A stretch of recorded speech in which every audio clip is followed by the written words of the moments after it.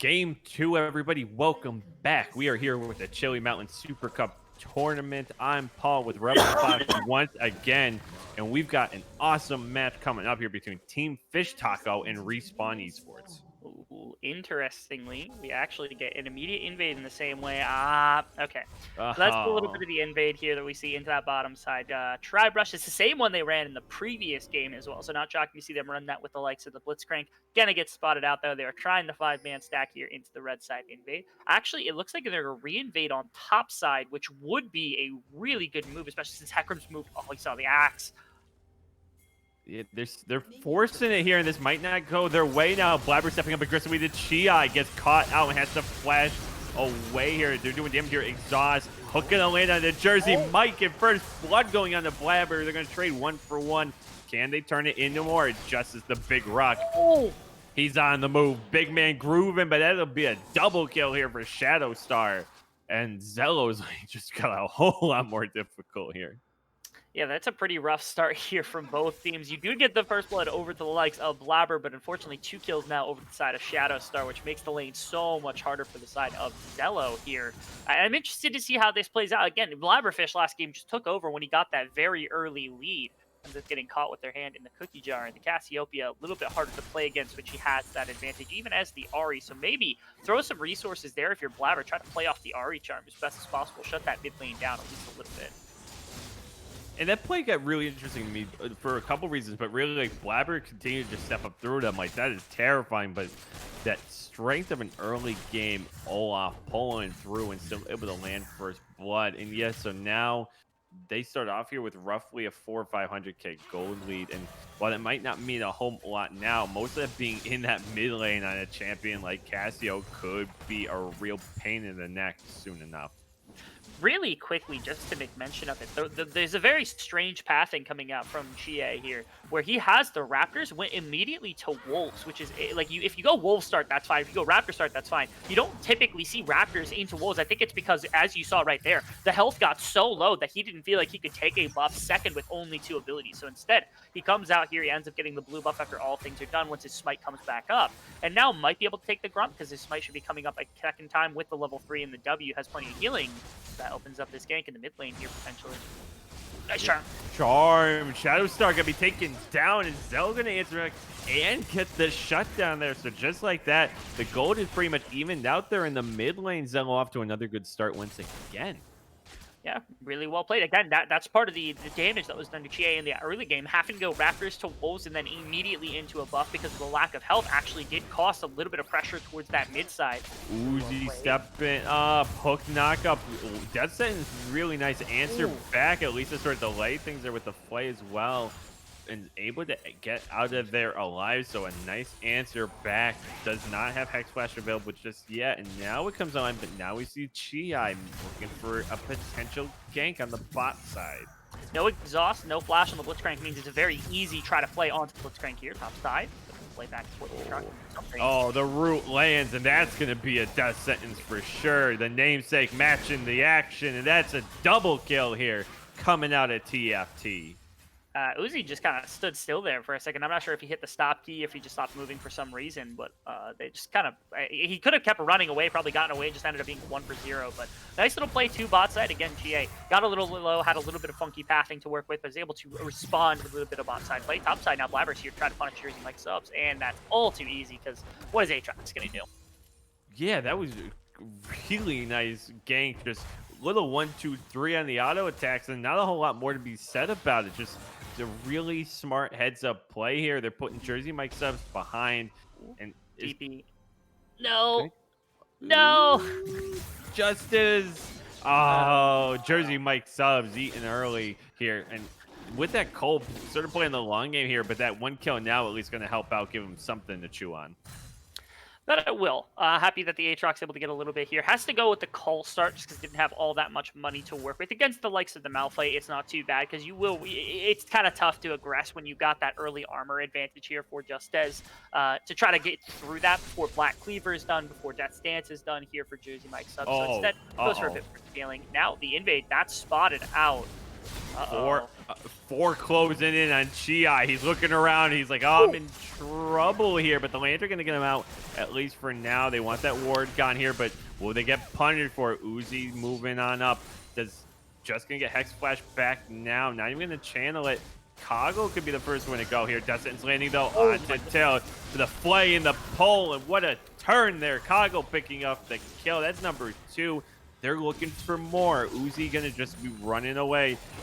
Not able to land the rocket grab there. Uzi going to pop, and Blabber picking up a kill here now. Kago picking up another. Horse should have Dustin back here momentarily. There's the flay at least. Double kill there, and things going TFT across the map. That felt like a very rare lapse in what we've seen in aggression today from the side of Respawn. In that, like, I don't know what happened to Uzi, whether he didn't have the mana or the cooldown wasn't there for that hook, but they waited so long that the play was there for Horse to be able to snag a really nice hook onto the likes of Tiltelcio. Actually gets another one right here, more aggression. Ooh, yeah, and there we talked about the Horse with the finish. We talked about the Tilt Uzi combo execute, but this Death Sentence Kago angle has been fantastic here, and those Zello has tried to stop down, maybe look for something here. Still gonna try to go for it. It finds the charm, it finds the shutdown. Now Shadow Star in a 2-on-1.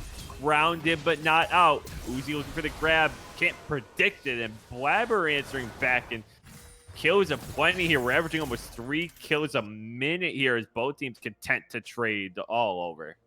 Super exciting in game already in this one. And we haven't even seen the 5v5s break out quite yet. The big thing is that Blabber, once again, getting aggressive on the map, but he is finding dramatically far behind in terms of farming, down 3 camps already to the like of Chie, and he is farming the opposing jungler right now, so he has his entire jungle to go back to and start grabbing himself. They will trade the early Drake over for some of the pressure, but it looks like what will happen is that the bounce back will be to the Rift Herald. They could look for a top lane gank onto the Malphite if they want, but Chie has complete control of top side. You can't really aggress, my apologies, against this very powerful Jhin and Thresh bot lane.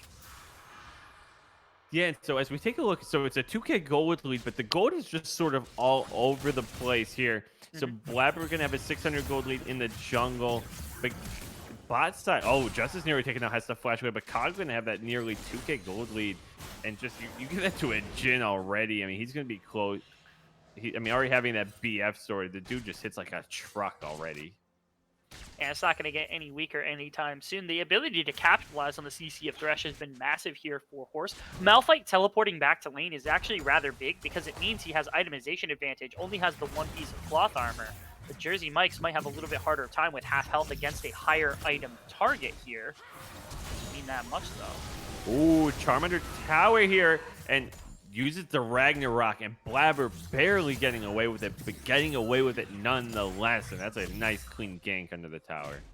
The positive here is they get the kill, which is nice, and Zello's able to actually walk away with it, which I think is even better. The problem is, with such low health and without Malphite being able to push out against this Aatrox, that means that Rift Girl does go over to the side of GA, who is attempting to make that play for about 5 minutes here, so it goes really unpunished. If Blabber had continued to walk up, if they have just shoved into Cassiopeia with Zello, walked up to Rift Herald, killed him, and taken that, would have been far more detrimental here for the side of TFT, but instead, don't get punished for the kind of bigger landscape macro play where GA can now look to try to punish to the bot side. There's 4 turret plates left and a very strong bot lane. Nice grab though!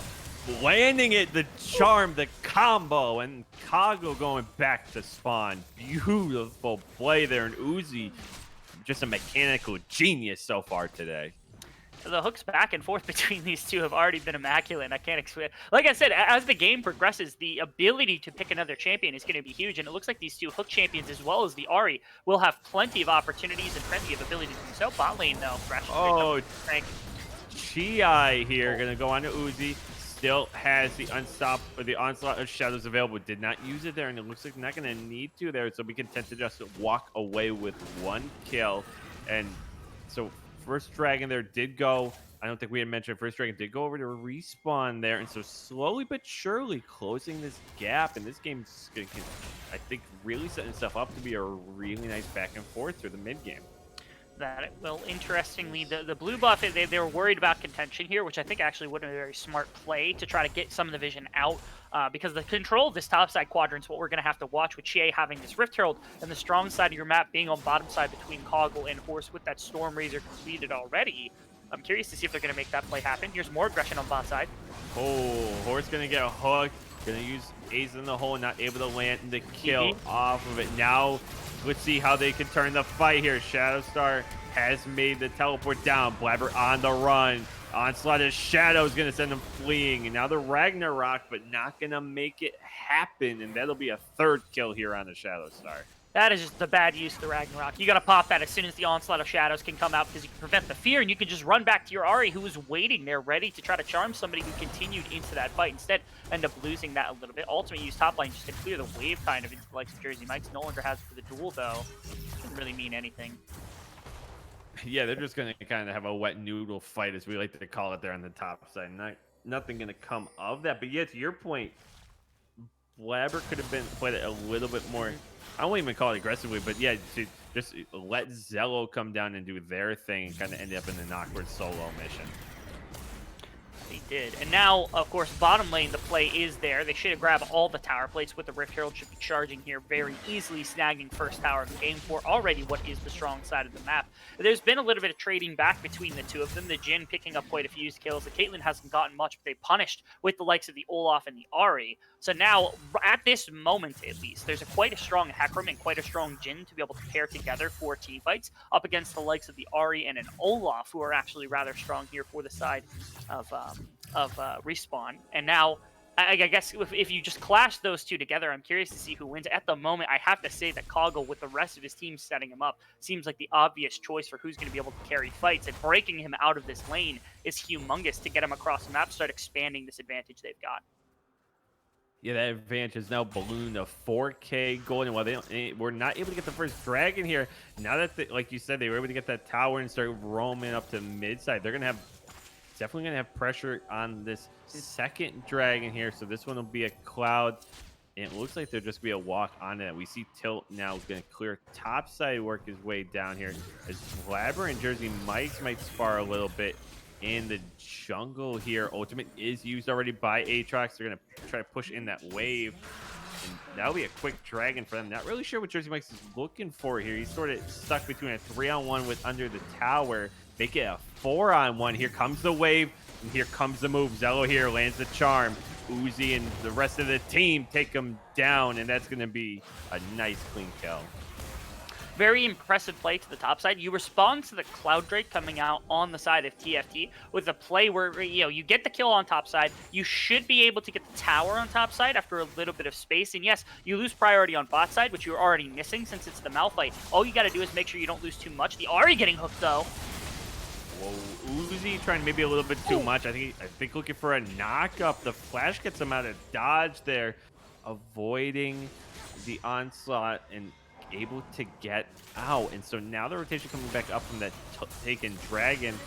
And this could be an interesting setup here in the mid lane. How do you deal with the oppression that Koggle can offer? Again, with Koggle being so strong, it is tough to respond against, but Jhin actually doesn't have all that much wave clear, which is the beneficial part about this, is Blitzcrank being able to ult the wave combined with Zello's Q, his W being able to execute minions. They were able to clear enough of those minions out that they couldn't really make a dive happen underneath the tower, and the W not tagging also was humongous as well. Fantastic flash, of course, from Uzi to set that up. The one unfortunate part here from the side of Respawn is that they weren't able to get this top tower because Caitlyn simply doesn't have that much gold, but 4 solo tower plates is going to help spike the Caitlyn back into relevance to some extent, and they didn't actually lose anything else aside from the one plate in the mid lane on the other side. So in terms of gold, it was actually a really good swing here from Respawn. TFT still holds control pretty much everywhere, but at least some of the macro plays being made here by Respawn are with some good forethought. Oh, and now we might be seeing the play here. Horse and Koggle stepped up looking for the tower. Blabber gonna find Shadowstar first. Ooh, Rocket Grab just gonna narrowly miss there. But Uzi's still on the chase here. Now Dessa is landing though for Horse, and Koggle able to finish him up. Zello did land the charm though to answer back in the 1-0. Here comes Chi. Biding time, posturing, waiting. Dessa lands from Horse. Not the target he wanted here. Now Tilt has to be careful though that it's not just a 3-on-1 turn. So Blabber gonna flash and go in here. Keep him at bay. Unstoppable. Or onslaught of Shadows. Ace in the hole. Not even has to be used there. Now they keep stepping up. Justice is going to be caught in a 3-on-1 here. Jersey Mike flashing away. Ace in the hole going to do a whole lot of damage there. And they're just don't quite have enough right now, but at least for now, push them back towards their fountain. Yeah, I mean, the 3,000 gold advantage there was what was humongous after all things said and done. And with that fight win here from the side of Respawn, they're going to be able to snag this Rift Herald and probably use it somewhere on the map. They have now achieved top tower. They could probably get one of their extra towers somewhere else on the map and Respawn with a bit more gold. If that were an even gold fight, that would have swung very heavily the way of Respawn. That was just TFT being able to kind of defend themselves with the bags of gold that they had in their pocket over their opposition. But how many of their members limped away? When Coggle's removed from these fights, there's no execute and there's no real damage coming out from the remainder of their composition, since Shadowstar just simply isn't far enough online to make a massive difference yet, and couldn't capitalize on Teltelchio being kind of far and away on the bottom side of that one. If they had turned directly onto him, probably could have taken out the Caitlyn, but not able to do so and ended up losing that Rift Herald for it. Yeah, and so far, Respawn just showing a lot of the same sort of great plays that we saw in that first game, right? Despite the deficit, but outside of Shadows, or excuse me, not yet, but at least the charge gonna bump Zell for a little bit here. But yeah, I mean, we've seen Respawn here. They're playing to their strengths, right? They're playing through Blabber. They're able to execute through Zello.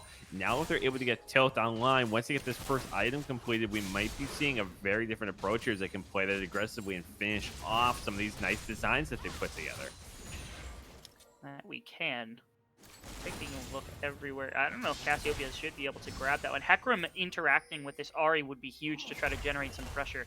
I would have liked to see them almost double down and try to make the play with their bot lane into that jungle to push Ahri away from that topside wave, give Cassiopeia a little bit more gold. But they don't end up doing so.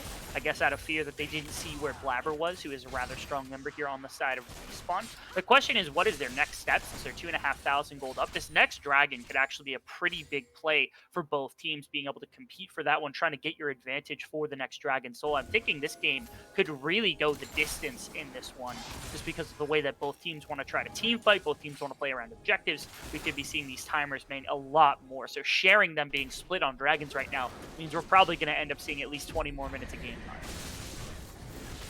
We'll see ultimately what happens there. Horror's going to land Death Sentence, and the hook going to land for Uzi, so they're going to trade. Jersey Mike with the first kill on the Blabber here, looking for more. That's a double kill, and this Aatrox has come online. Justice Unstoppable Force looking to do something off of that with Zello. Finds the kill onto Chi. Now in the mid lane, that's going to be a triple kill here for Jersey Mike. Sub Zello on the run from the curtain call to slow, maybe buying time for Jersey Mike to go over the wall. It does. The charm lands, but not going to pull off. That's an ace. And maybe we might have given them the old caster curse there, Rebels. That's a really nice play set up from TFT.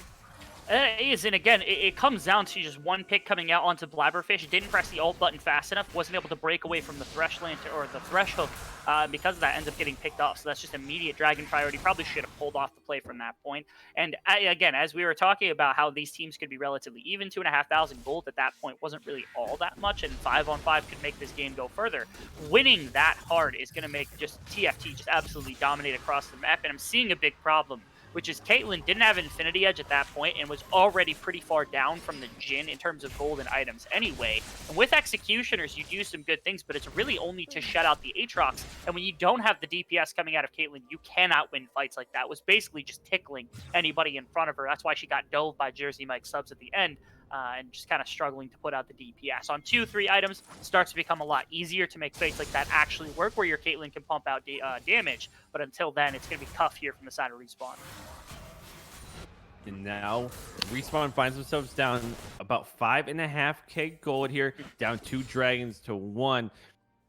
And so if we're putting together a roadmap for them here, Rebel, what needs to happen for you in this next fight, or for them even what to avoid happening in this next fight? Are you talking about for Respawn? Yeah.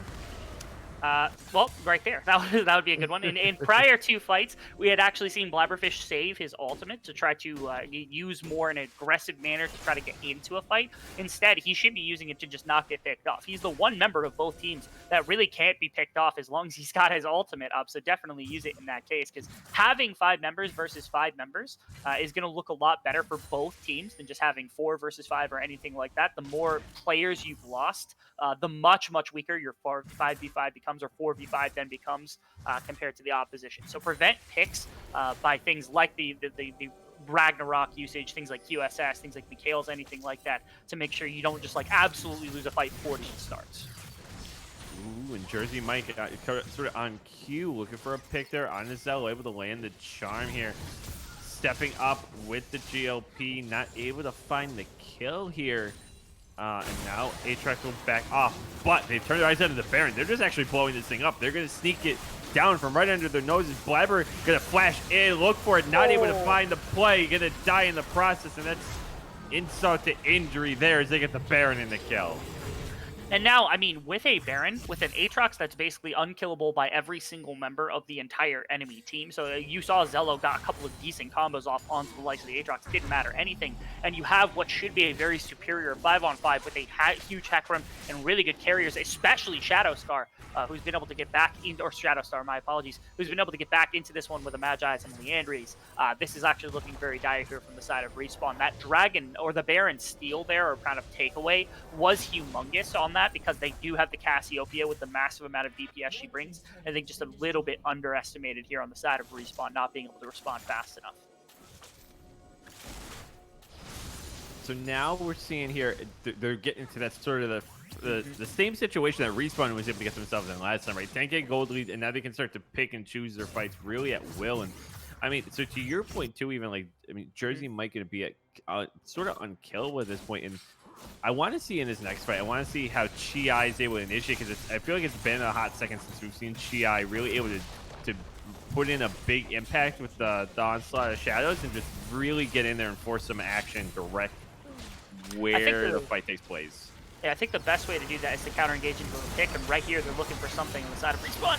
Oh, he has to go back in. It ends up going into a 1-on-3 on top of before, so Justice trying to move on to Kago. Zell gonna ultimately finish that kill. On the backside though, Jersey Mike subs finding a kill, trying to stay alive, has so much healing at his disposal. That's a double kill here. Continue to move up. Horse with the stun engage. Chi now with a kill. Zello in trouble, trying to get away, popping the ultimate. Can get away. It's gonna be tough, and Chi finishing off the job, and that's another ace. I think not only is it the gold advantage, which is already humongous here on the side of TFT, but the fact that they've got Aatrox who can straight up carry a fight. I think that Chie on the Hecarim can straight up carry a fight. Cassiopeia has more than enough damage to carry a fight. And then Kongal is the one somehow drawing all the attention. You saw 3 members die for him, get the kill, but it didn't matter because they'd lost everything else. They lost all their cooldowns, all of everything until that point. On the opposite side, Zello doesn't really have the damage to outright carry a fight yet. You're nowhere near Talicio actually having enough for that either. And nobody else really has any damage to back up what would be the ability to 1v5 and straight up 5-on-5 team fights, which is why all these carries here on the side of TFT, especially with their gold advantage, make it so hard to play a fight because you need to kill all 5 members to win if you're on the side of Respawn here. Shadowstar on the run here on the top side here. Uzi just going to delay the back here. Now bot side, they're going to be able to take a dragon. And so now 3 dragons to 1 puts them at soul point here with a pretty heavy lead.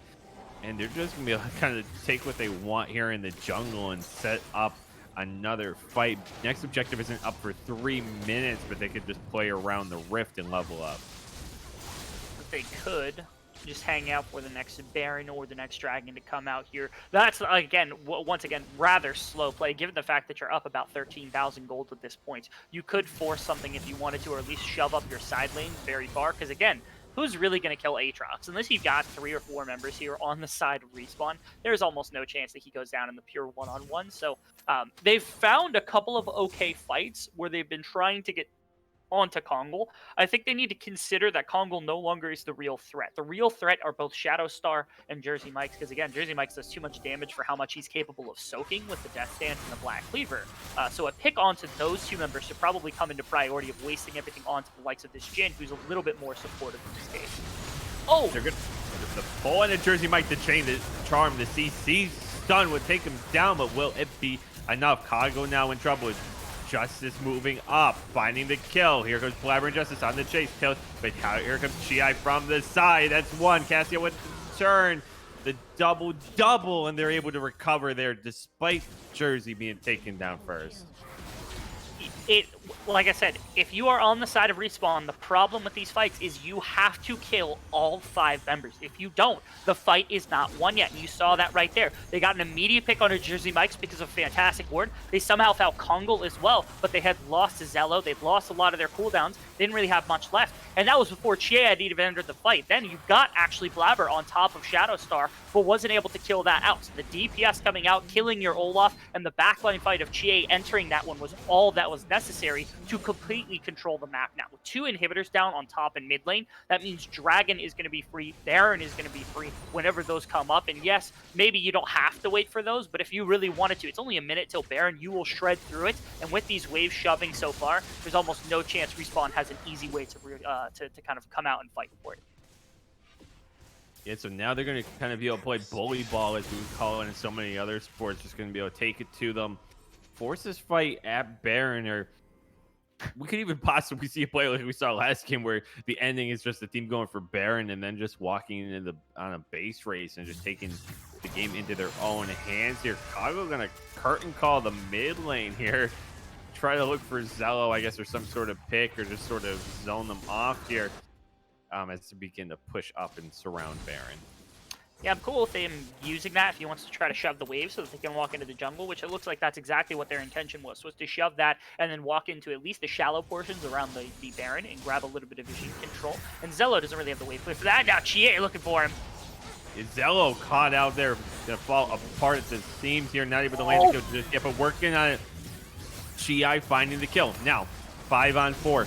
Uzi pulled back in. They're looking for more, and that's the takedown. Now Jersey Mike subs. Exhausted, and the root lands to finish the job here. Grounded. That's going to be another one. Make it the clean ace, if you will, and they can walk away with the Nexus here.